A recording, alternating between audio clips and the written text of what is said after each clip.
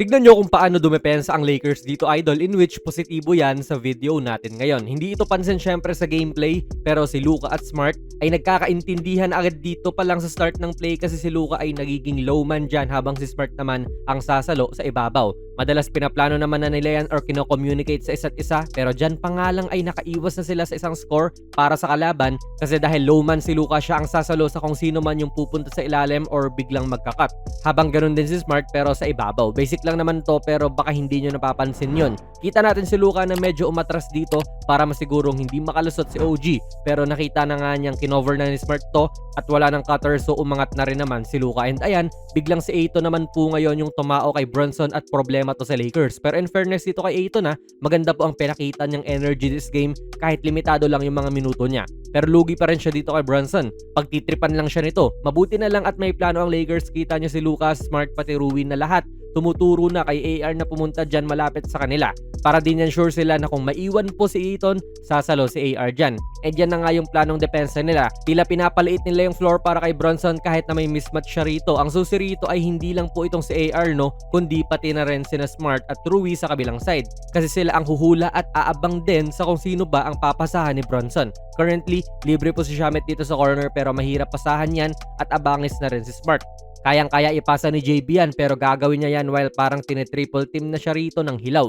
Kaya medyo hindi ka magiging sure din sa papasahan mo. Nakik ni Ayton tong bola. Mahusay talaga si Brunson umiscore lalo na sa one-on-one, idol, kaya normal lang na makikita natin ganitong may help defense sa ibabaw pa lang para mapigilan siya. Alam din po ni Anunoby yung dapat niyang gawin kapag ginaganto si Brunson kasi nagsislide na siya sa open spot para mapasahan kung sakali. Pero yung solid dito ay yung ginawa ni Smart. Inabangan niya yung cut ni Hart dito kaya napurnada yung knockout play sana. And syempre, si AR din kasi nanatili siyang disiplinado kahit na pinipivota na siya ni JB. Good individual D, good team defense na rin, idol. So ganyan dumepensa ang Lakers this game, idol. Help pati recover. Sinastunt na ni Luka ang driving lane ni Brunson tulad sa ginagawa ni Rui sa last clip, so nalilibre nga yung tao niya. And kung Luka to natatamad-tamad, malamang ay hindi niya hinahabol yan. Pero siya nga ang leader ng team na ito at kung makikita nila na masipag din to dumepensa, edi magiging contagious yan. Mahahawa rin yung ibang kakampi at bawas yung frustrations nila sa depensa nito. Solid 40% shooter sa labas ng si Diawara kaya dapat lang din kino-close outan yan. Dumasabi mo rin na may halong swerte sa Lakers o malas sa Knicks yan. Gawa nung open shot na nga rin to at nalocate ng Knicks yan pero kinakapos. Actually, hindi lang naman kay Jalen Brunson ganito nag-help sila, kundi sa iba rin. Ngayon si Anunoby nag-drive siya at si Jake nga ang nakiharang dyan para bumagal yung atake nito. Kaya predicated din sa pagtulong, no, itong depensa ng Lakers at kung ganito sila lagi ka-connected sa depensa at kasipag, edi magkakaroon talaga sila ng success. Ang unang helper dyan ay si Jake nga. Ang pangalawang helper naman ay si Smart dito sa ilalim. Kung medyo may pagka-playmaker type lang tong si OG, madali niyang mabibigyan ng lob pass itong si Robinson dyan at nalilibre na siya. Pero hindi na lang din niya na-control yung sarili niya. Balik tayo sa planong depensa nila kay Brunson again. Makikita natin na nung nagka-mismatch na to, may tumulong na naman mula sa kabilang side or sa weak side at si Kennard yun. Nakita rin natin na kinover nung iba ang mga mabilisang cutters para hindi sila makasingit. So dito pa lang ay good defense na talaga kasi lahat nga ng mga immediate threats ay napipigilan nila. Yun nga, una ay si JB, hindi nila pinapa-atake at pinapressure na. Then itong si Kat at Mikal kasi pwede silang makasingit dyan pero napigilan na nga. Bonus na rin na nagawa nilang i-give up ni JB yung bola kaya balik na sila sa tao-tao. Hindi man perfect na depensa to kasi muntik ng maskora ni Anunoby si Jake pero again, sa help din talaga magiging successful tong LA and ginawa ni Vando yan. Isa na namang pagsalo, idol, nagka-error si Rui dito at nakapag-cut na po si Mikal. Pero yung help muli ang pumigil, si Luka at AR pa yan in which lang dalawa nga yung madalas nabubunot sa pangit na depensa ng Lakers. And actually, good defense po ang nilaro ng dalawang to this game kontra sa malakas na backcourt ng New York. Score na yan kung hindi sila nag-help at pinagdadalawang isip ng player ng Knicks. Good hands din kay Jax na naagaw tong pasa. So lahat yan, idol, nag-a-add up. Lahat nakakatulong. Even itong pasimpleng strip ni Rui, basta naman hindi nakakommit ng foul eh. Si Smart andyan din. So solido talaga ang attention to detail nila para pigilan si Brunson.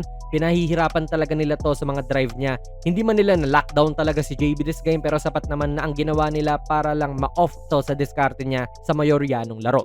Na bad pass pa nga siya rito kahit napakagat si Luka. Then crucial din itong strip ni AR sa attack ni Brunson. Medyo delikado to kasi madalas natatawagan ng foul yan pero dito strip ang nangyari still kay AR to sa replay. makikita naman din natin na nahawakan ni AR ang bola dyan.